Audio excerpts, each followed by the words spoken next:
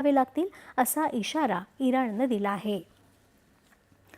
इराणच्या Fordow, Natanz आणि Isfahan या अण्वस्त्र निर्मिती सुविधांवर अमेरिकेच्या हवाई हल्ल्याचा थेट बदला म्हणून जगातील सर्वात महत्त्वाचा तेल आणि वायू वाहतूक मार्ग असलेल्या होर्मुझची सामुद्रधुनी बंद करण्याचा प्रस्ताव इराणच्या संसदेनं एकमतानं मंजूर केला आहे. बंद करण्याचा अंतिम अधिकार इराणच्या सर्वोच्च राष्ट्रीय सुरक्षा परिषदेकडे आहे. या परिषदेनं अद्याप नाकेबंदी लागू करण्याचा औपचारिक आदेश जारी केलेला नाही.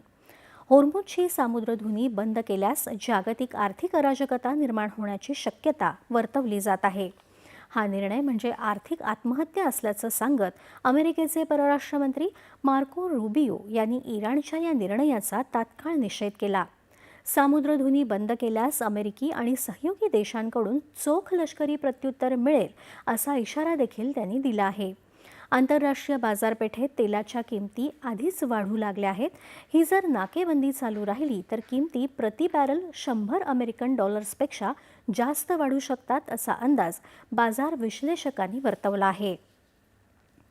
होर्मुझची सामुद्रधुनी बंद होण्याच्या शक्यतेसह